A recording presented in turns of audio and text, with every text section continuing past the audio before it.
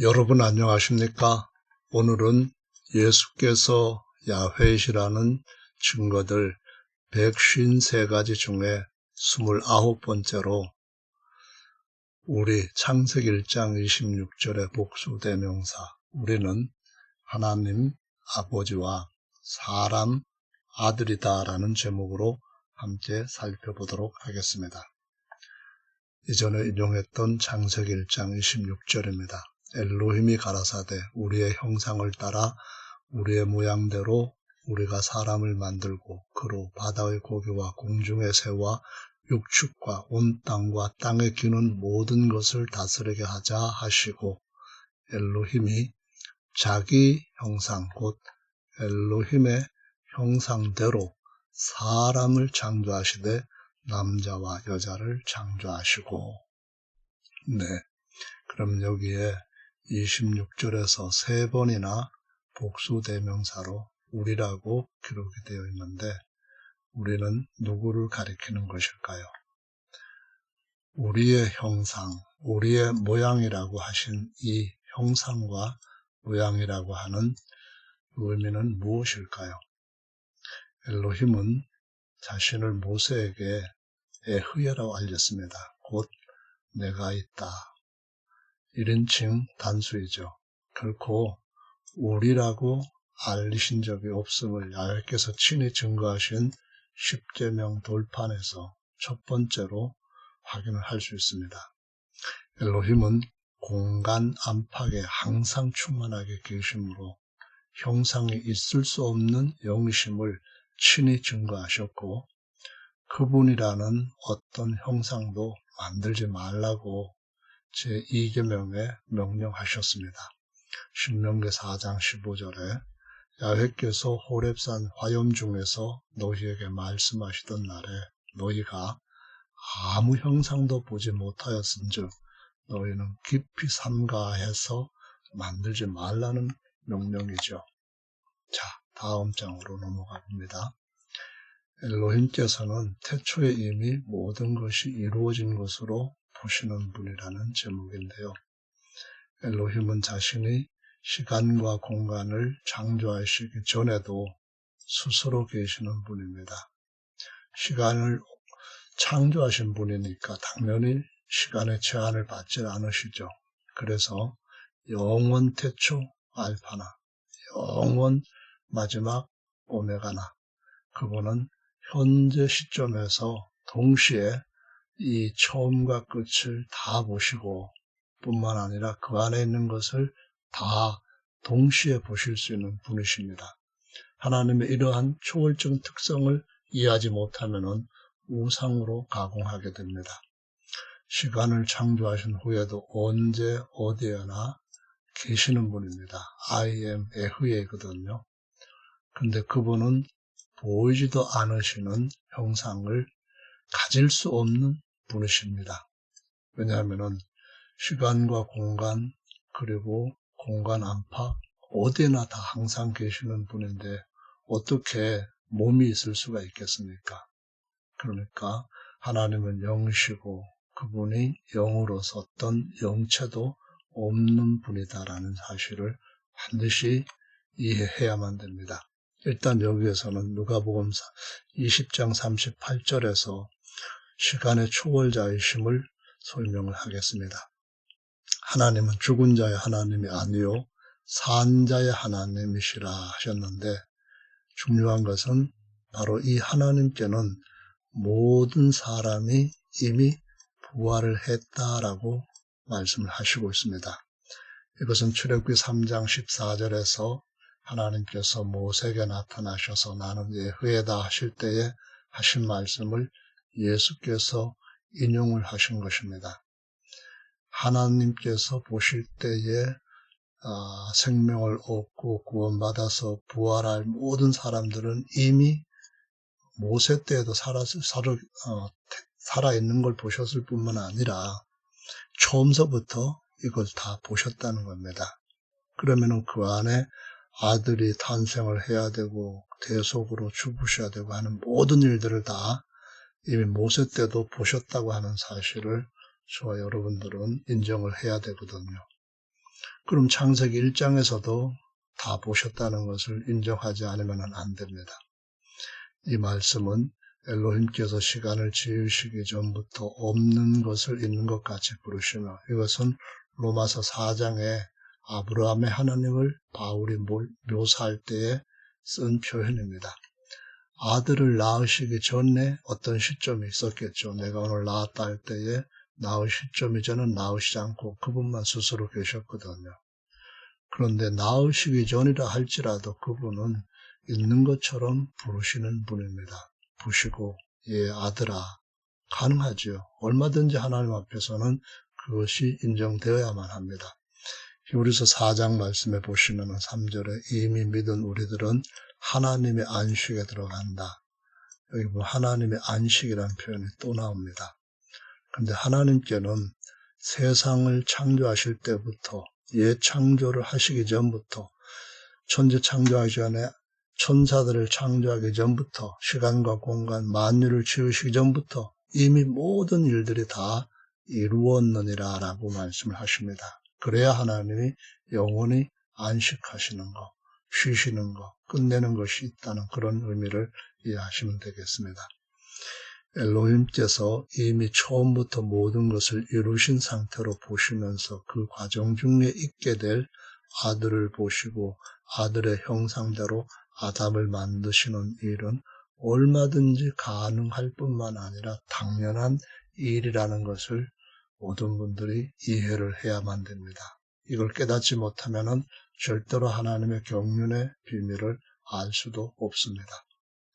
자, 먼저 주님께서 26절에서 말씀하신 우리의 형상을 따라 우리의 모양대로 이 두 가지의 단어를 한번 생각해 봅시다.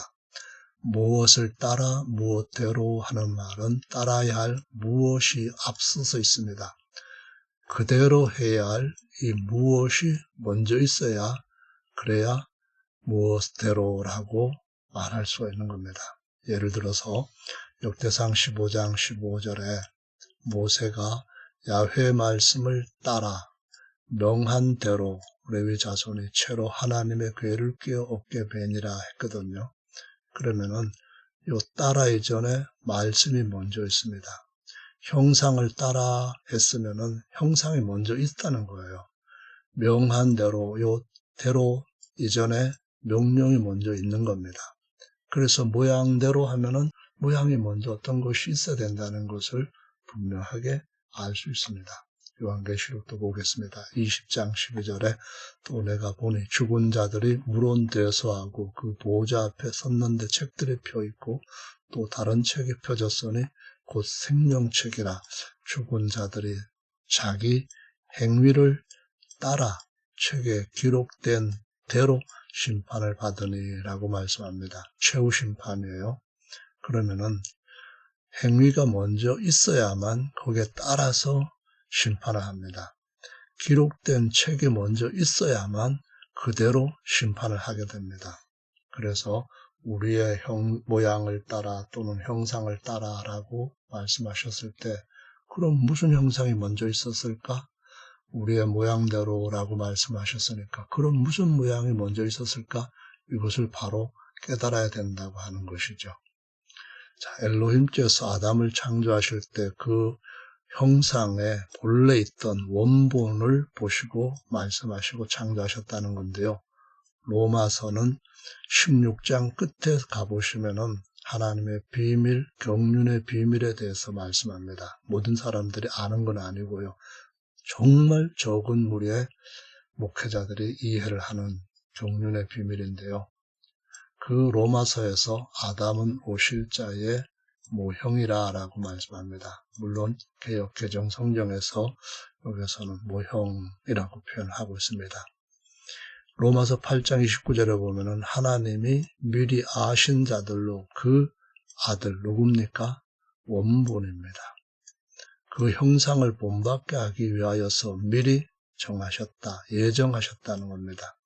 많은 형제 중에서 맏아들 누굽니까? 원본입니다. 본래 아들, 이미 그 전에 아들이 낳으셔서 존재하거나 아니면은 미리 다 보실 수 있는 그러한 전적으로 초월적인 속성에서 볼 때 그 아들의 형상을 따라서 모형으로 지으셨다라는 의미입니다. 고린도전서에 보면은 첫사람 아담이 땅에서 났다고 했고요. 흙에 속한 자이고 둘째 사람은 하늘에서 나셨다. 아버지께서 아들로 낳으셨다는 겁니다. 아담은 종이고 예수도 아들은 말 그대로 상속자가 된 후사가 될 아들입니다. 49절입니다. 우리가 흙에 속한 자 형상 입은 것처럼 육체 입었다는 겁니다. 하늘에 속한 자 형상 입으리라. 부활할 몸을 입을 것이다. 그 말입니다. 왜냐하면 미리 정하신 것이 바로 그 하나님의 아들 본 형상을 따라 우리들도 그 형상이 되도록 정하셨으니까요. 다음으로 넘어가 보겠습니다. 골로새서 1장 15절에는 아들은 그 말입니다. 보이지 아니하시는 하나님의 형상이요. 정확하지요? 모든 창조물보다 먼저 태어나신 분입니다. 하나님의 아들 중에 천사들은 하나님이 지으신 존재들이고 예수 그리스도 하나님의 아들은 낳으신 아들입니다. 히브리서 1장 3절입니다. 보이지 아니하시는 그분의 형상을 이렇게 표현합니다. 영광의 광채의 그 본 존재 형상이다. 본체라고 하는 번역은 완전하지 못합니다. 하나님의 몸이 어디 있습니까? 공간 밖에도 있는 몸인데, 아니 공간 밖에도 있는 존재 영이신데 그의 능력의 말씀으로 만물을 붙드시며 죄를 정결케 하는 일을 하시고 높은 곳에 계신 위엄의 우편 후사의 자리에 앉으셨습니다. 또 맏아들을 이끌어 누굽니까? 하나님의 영광의 강체와 그 형상이신 사람이신 예수입니다. 세상에 다시 들어오게 하실 때 처음에는 독생자로 들어오셨지만 재림하실 때는 맏아들, 여러 아들들이 있는 그런 맏아들로 들어오게 하신다. 그리고 그때는 천사가 저에게 경배하라 이 말씀을 하셨다고 기록하고 있습니다. 그래서 고린도 후서에서 사도 바울은 우리가 다 수건을 벗은 얼굴로 거울을 보는 것 같이 주의 영광을 보매 저와 같은 영광의 형상으로 하여 영광으로 영광에 이르니 곧 예수님의 영으로 말미암는다라고 기록하고 있습니다. 고린도후서 4장 4절에는 그 중에 이거를 깨닫지 못하는 사람들은 세상신 마귀가 눈과 마음을 혼미케 했기 때문에 그리스도의 영광의 복음의 광채가 비추지 못하게 함이라고 했고요. 하나님의 아들 그리스도는 하나님의 형상이지 아들 하나님이 절대로 아니라는 말씀을 하고 있습니다. 그래서 창세기 5장 1절에 보면은 우리라고 하는 표현이 하나님과 하나님의 아들 예수님 그렇게 해서 아들과 아버지의 대화였다는 것을 알 수 있게 합니다. 참고로 창세기 5장 1절에 아담의 계보가 이러하니라 엘로힘이 사람을 창조하실 때에 하나님 엘로힘의 형상대로 지었다 그랬거든요. 그러면 사람은 하나님의 형상입니다. 그런데 모형이죠. 고린도전서 11장 7절에는 아담 또는 사람은 하나님의 형상과 영광이라 했습니다. 엘로힘께서 지으신 사람 아담이 엘로힘 자기의 형상인데 아직은 모형이라는 말입니다. 잠시 후에는 맏아들의 형상을 본받게 하려고 하셨고요. 하나님의 아들 형상을 따라 지으신 것이며 엘로힘의 아들은 자기 형상이라고 하는 사람을 가리키는 것임을 명백하게 증거하고 있습니다. 창세기 5장 3절에 아담이 130세에 자기 모양 곧 자기 형상이라고 했습니다. 여기에서는 엘로힘의 형상이라고 했고요. 여기에서는 자기 곧 아담의 형상이라고 했습니다. 그래서 아담의 본래 원 모습 형상은 하나님의 아들입니다. 그러니까 하나님의 아들과 또한 하나님 자신이 말씀하실 때 우리라고 표현하는 것은 당연한 것입니다. 아담이 자기 모양 곧 자기 형상과 같은 아들을 낳았는데 아담의 겉사람은 속사람인 아담의 영의 형상이라고 하는 겁니다. 따라서 엘로힘의 형상 플러스 사람의 형상을 가리켜 엘로힘께서 친히 말씀하실 때 우리 형상이라고 말씀하시는 것은 정확한 표현입니다. 완전한 사람이신 엘로힘의 아들 예수 그리스도는 엘로힘의 형상입니다. 또 그 완전한 사람의 그 겉사람은 속사람인 하나님의 아들의 사람이신 그리스도의 영의 형상이라는 의미를 가르쳐 주시고 있는 것입니다. 그래서 요한복음을 보면은 이번에는 하나님이 아들을 보고 말씀하신 것이 아니라 아들이 하나님 아버지를 보고 우리라고 표현하는 말씀이 기록되어 있습니다. 예수께서 자기의 영, 곧 하나님과 사람으로 하나 되신 자기의 영, 성령을 보내주실 때에 뭐라고 말씀하셨는가 하면은 내 아버지께서 저를 사랑하실 것이요 우리가 저에게 와서 거처를 저와 함께 하리라 라고 말씀합니다. 우리가 누구냐 하면은요 아버지와 아들이 말씀하신 겁니다. 하나님 아버지의 영과 그리스도 곧 사람이신 그리스도 아들의 영을 지금 보내주셔서 사람을 하나님의 영혼이 거하시는 안식처 또는 하나님 아버지의 집 성전으로 세우시겠다는 말씀이죠. 요한복음 17장을 봅니다. 5절에 아버지여 창세전에 내가 아버지와 함께 가졌던 영화로서 지금도 아버지와 함께 나를 영화롭게 하옵소서. 창세전에 이것은 골로새서 1장 14절 15절 말씀을 보시면 이해할 수 있습니다. 17절도 좋습니다.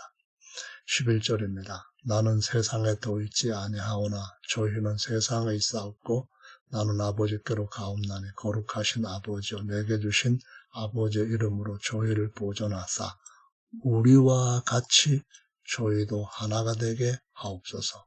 나와 아버지는 하나이다 할 때 우리들도 중보자이신 예수님 안에서 그와 같이 하나가 되게 하신다는 겁니다. 여기 우리는 누굽니까?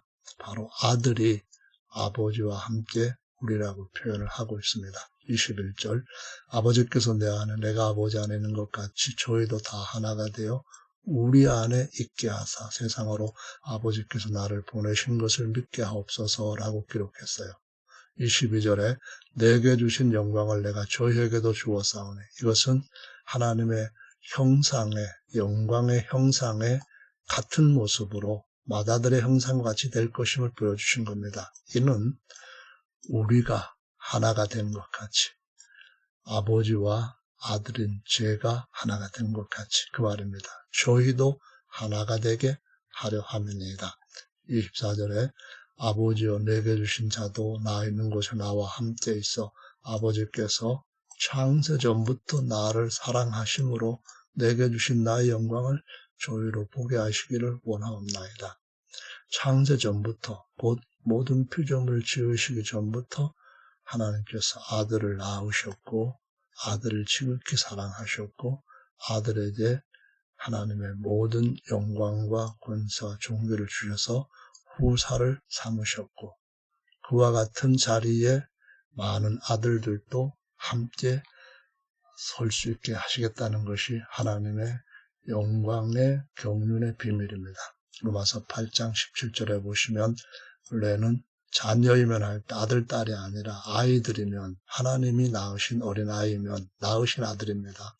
후사 곧 하나님의 후사이고 그리스도와 함께한 후사, 공동후사라는 말로 기록된 것을 함께한 후사로 표현을 했습니다.